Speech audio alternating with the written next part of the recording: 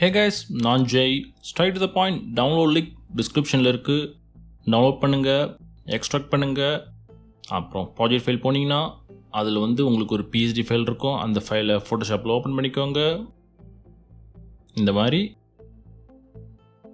உங்களுக்கு இந்த டெம்ப்ளேட் தான் கிடைக்கும். ஓப்பன் பண்ணிங்கன்னா ஃபோட்டோஷாப்பில் நம்ம இந்த டெம்ப்ளேட் எப்படி எடிட் பண்ணுறது பார்க்கலாமா? ஃபர்ஸ்ட் நம்மளோட இமேஜெல்லாம் எப்படி ஆட் பண்ணுறதுன்னு பார்க்கலாம். நான் இங்கே இருக்க அந்த இமேஜ் ப்ளேஸ் சொல்கிற என்னோடய இமேஜ் ஆட் பண்ண போகிறேன். அதுக்கு நான் இமேஜ் 3 அந்த லேயரை டபுள் கிளிக் பண்ணி ஓப்பன் பண்ணிக்கிறேன். நியூ விண்டோ ஓப்பன் ஆகும். உங்களுக்கு அதில் இமேஜ் ப்ளேஸ் சொல்கிற ஷேப் இருக்கும். இதில் தான் நம்ம இமேஜ் ஆட் பண்ண போகிறோம்.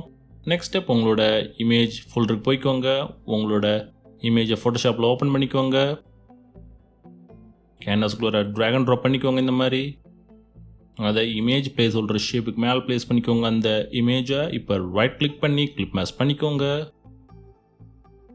இப்போ free transform tool control T enable பண்ணி இமேஜை ரீசைஸ் பண்ணிக்கோங்க உங்கள் விருப்பத்துக்கு ஏற்ற மாதிரி.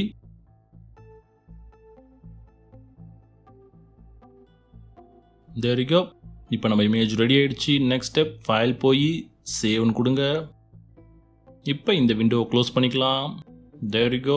இமேஜ் ப்ளேஸ் ஹோல்டரில் உங்களோட இமேஜ் அழகாக உட்காந்துருக்கும்.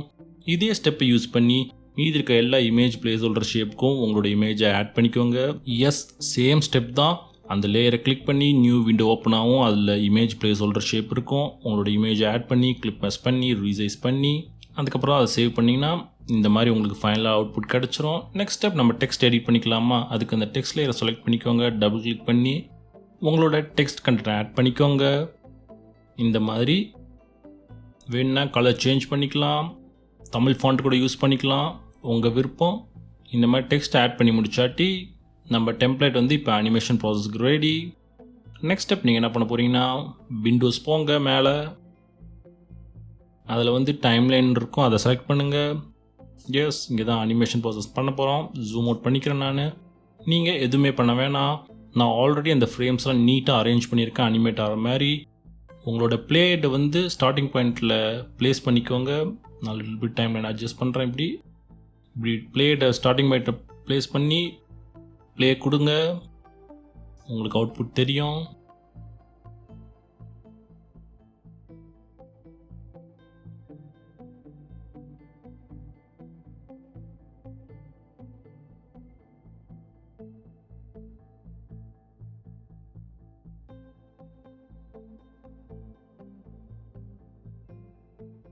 there you go. looks stunning இல்லை? இப்போ உங்களுக்கு இன்கேஸ் ஆடியோ ஃபைல் ஆட் பண்ணணுன்னு விருப்பம் இருந்துச்சுன்னா அதை எப்படி ஆட் பண்ணுறேன்னு நான் சொல்கிறேன். நான் டைம்லைன் லிட்டில் பிட் அட்ஜஸ்ட் பண்ணுறேன். கீழே ஸ்க்ரோல் டவுன் பண்ணிட்டு வாங்க. இங்கே பாருங்கள், ஆடியோ ஆட் பண்ணுற செக்ஷன் இருக்குது. அந்த ஆரோ கிளிக் பண்ணி ஆட் ஆடியோ கொடுங்க.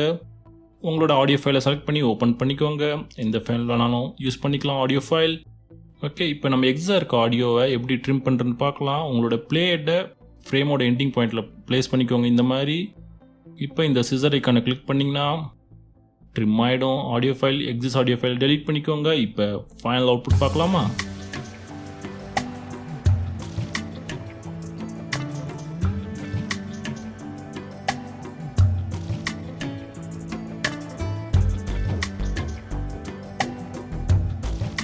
there you go. நம்மளோட அனிமேட்டட் வெட்டிங் ஆல்பம் ரொம்ப சிம்பிள் அண்ட் ஈஸியாக ரெடி ஆகிடுச்சு. நெக்ஸ்ட் ஸ்டெப், வீடியோவை ரெண்டர் பண்ணுறது தான். அதுக்கு ஃபைல் போங்க, எக்ஸ்போர்ட் செலக்ட் பண்ணுங்கள். அதில் ரெண்டர் வீடியோன்னு இருக்கும், அதை கிளிக் பண்ணுங்கள். இப்போ உங்களோட டெம்ப்ளேட்டோட ஃபைல் நேம் கொடுத்துக்கோங்க. எந்த ஃபோல்டரில் சேவ் பண்ணுமோ அதை செலக்ட் பண்ணிக்கோங்க. ஃபார்மேட் சூஸ் பண்ணிக்கோங்க. இப்போ ரெண்டர் கொடுத்துக்கோங்க. ஒன்ஸ் ரெண்டர் ஆகி முடிச்சாட்டி உங்களோட அனிமேட்டட் வெட்டிங் ஆல்பம் ரெடி.